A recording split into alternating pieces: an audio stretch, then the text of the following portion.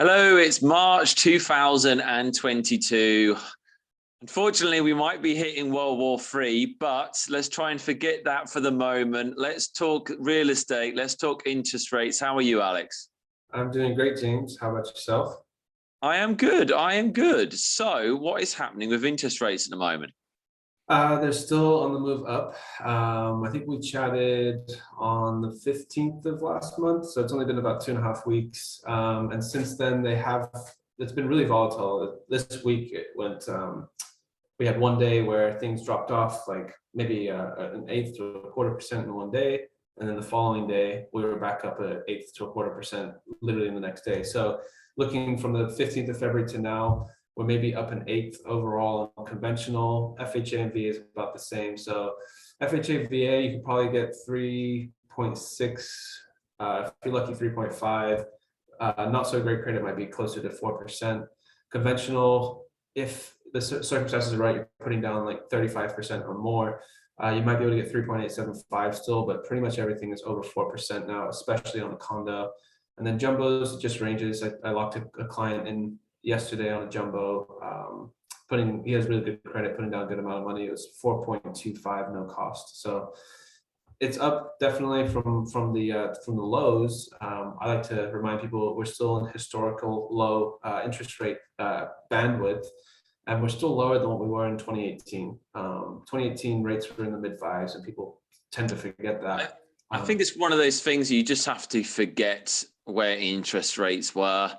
It's like with, stocks and shares or Bitcoin, or you sometimes, you get so fixated, but I could have got an interest rate at this price. I could have bought a house 10 years ago at this price. And I think you have to forget that, and you have to look at what's going to happen in the future.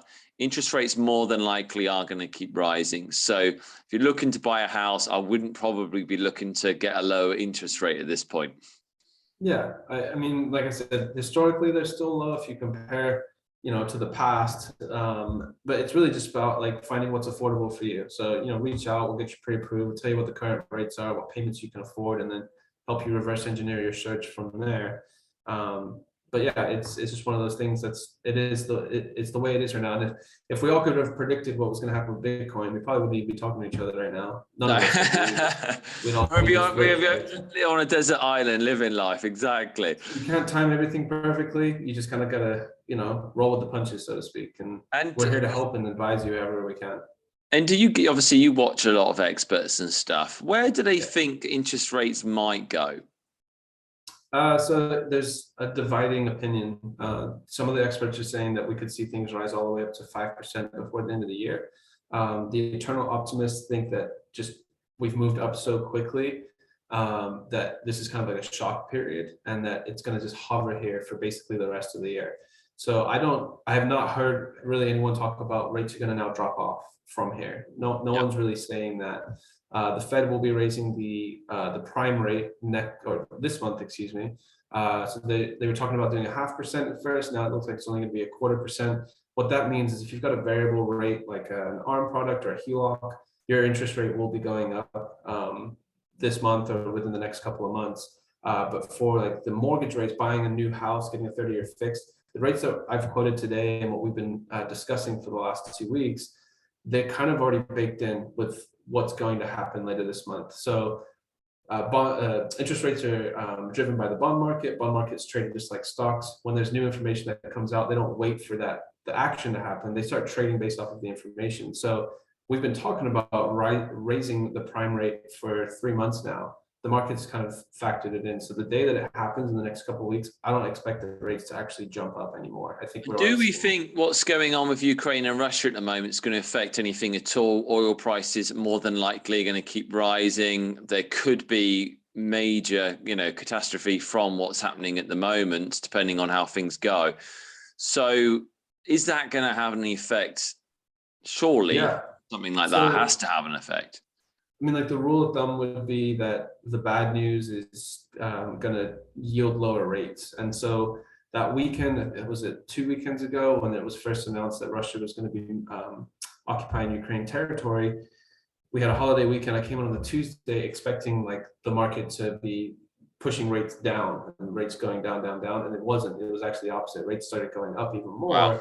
And from what I deduced listening to the experts and the different channels I plug into, is that inflation for the United States is a bigger problem than Russia invading Ukraine. Now, the sanctions, all that, it started to affect the market. So that's USA now having an involvement in some capacity with that conflict, just saying we're sanctioning this, and that. So the market responded with rates dropping off a little bit when that initially happened. But as time has gone on, we're still seeing them rise. And what that tells me is that the bigger issue is inflation. And unless USA gets involved in a military capacity, I don't think we're going to see a big drop off in the rates personally. And I really hope it doesn't come to that United States gets involved in any further capacity. I hope it, eternal optimist, I hope it resolves itself ASAP and that Russia backs off. And if that's the case, we're not going to see rates drop. But if it, God forbid, it did escalate further and more countries started to get involved, I would think that rates would start to drop off because the bonds, the people that run the bond market are going to want to incentivize people to continue spending money in our country, and the way to do that is to help them out with a lower interest rate. So that's a general rule. We've got so many anomalies right now with COVID and with Ukraine. It's really the funny thing is something like this, COVID seems to magically go away when something else bigger comes along. Yeah, so it's definitely taking the back seat. Not hearing as many reports about numbers and lockdowns and mandates and all this stuff. You're just hearing less about it, but that doesn't mean that it has gone away completely, though, right? It's just what the media is pumping out. And I think if the whole Ukraine and Russia thing starts to phase out, the focus is going to continue to be on COVID, and then for the United States, especially, the more focus is going to be just on fixing inflation. So the numbers just keep getting worse with inflation. Us loan officers that are kind of in tune with the market, when they first came out with that 5% number, we were kind of like, it's probably double that.